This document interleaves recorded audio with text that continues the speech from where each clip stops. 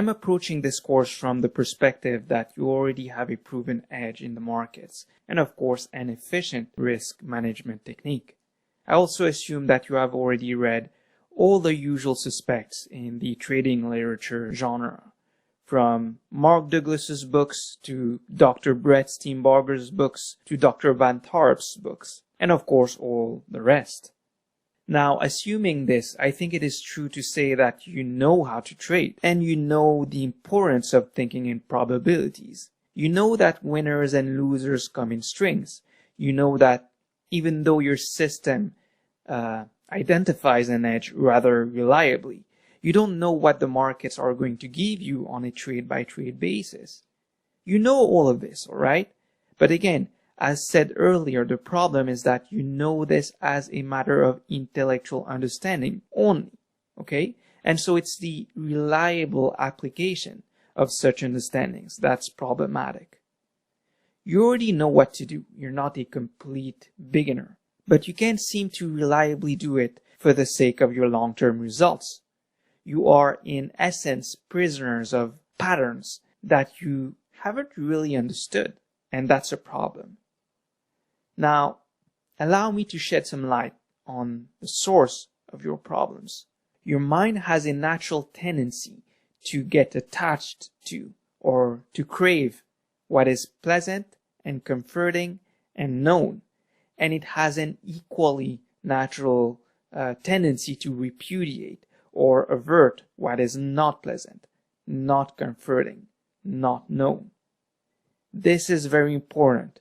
In fact, that is not only a problem for us traders, it's a real problem for all of humanity. It's the very fuel behind wars, ecological disasters, to more simple matters like the inability to stick to a diet or a regular physical activity, all of which create unnecessary suffering. And of course, that's the reason why trading is such a tedious activity. Again, this is a very important concept to grasp for the sake of the rest of the course, so I will repeat it again. The mind has a natural tendency to cling to what is pleasant, to crave what is comforting and known, and to repudiate what is not. In other words, craving and aversion is the main mechanism behind our behavior. It is the reason why we do most of what we do, and it's also the reason why we suffer, why we struggle, whether it's in or out of the markets. And throughout the years, your mind has built habits over habits and patterns over patterns around this very principle. And it will continue to do so indefinitely unless you learn to abort or largely relax this process, this mechanism. This is, in my experience, the definitive cure to our predicaments as traders. And that cure lies in the cessation of this tendency of clinging and averting. This is all you need to know, and we will work with that. So make sure you pay close attention. I will teach you to relax this mechanism in favor of a more equanimous mind, and thus a more balanced approach to trading.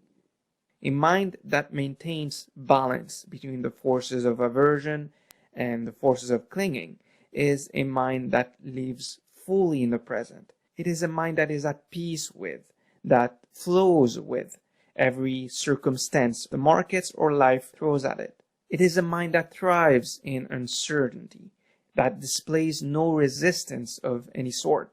And it is a mind that is happy, alright? It's a mind that's healthy, that's balanced at all times. But one can only get those results insofar as one continuously works on it. Our mind is all we have, my friends. It is that through which we see the world, and so if we want to change the way we see the world, markets included, and therefore the way we react to circumstances, however they come, we have to make a profound work on our mind. Again, this is the main theme of this course. Every trading mistake you make is a function of craving and aversion. For instance, when you don't take your signals when you should, this is a clear expression of aversion. You've probably experienced emotional pain in the past as a result of taking your signals, or it might not even be trading related, but something similar where you took risks and failed. And so you express aversion now every time you find yourself in a similar situation, because this mental association has already been constructed in your mind. And every time you replay the same patterns of behavior, you are reinforcing that very mental association. Okay? So out of your fear, out of your longing for survival and preservation, you tend to make yourself solid like a rock. You're resisting. And so you're not being open to opportunity. When you don't let your winners run as far as they could go, again, that's aversion. When you revenge trade, that is clinging. It's the attachment to the feeling that you were wronged by the markets at some point, and therefore you want retribution. It's like something was taken away from you, and you want to feel whole again. When you place a trade where you shouldn't, that's craving. Maybe you crave action, maybe money, maybe it's being right. In any case, you're craving a feeling that you've come to associate with placing trades. When you risk too much on your trades, that's craving, which is born of the clinging to the idea that vast amount of profits can be made available to you in an instant, if only you take your chances. And since this is rarely the case, it's bound to hurt your bottom line over time. When you don't cut your losses, that is aversion to being wrong, and cutting your losses would signify that you were indeed wrong. So you don't want to be wrong, obviously. But in an insidious way, it could also be clinging to pain and refusing to let go. Pain, for whatever reason, might be something that is comforting to you, that is known, so you just refuse to let go. So we have to learn to relax this clinging and averting mechanism. And with this comes the slow death of the ego. Okay? We'll get into that much later in the course, but know this kind of work that we are going to do cannot be done from a superficial level. We have to find a way to work within the deeper complexes that lie very often below conscious awareness. And we will. The work we are going to do entails a gradual cessation of such unconscious complexes before they proliferate and form a chain reaction that in turns create trading errors of all sorts, and thus the current reality of our trading performance.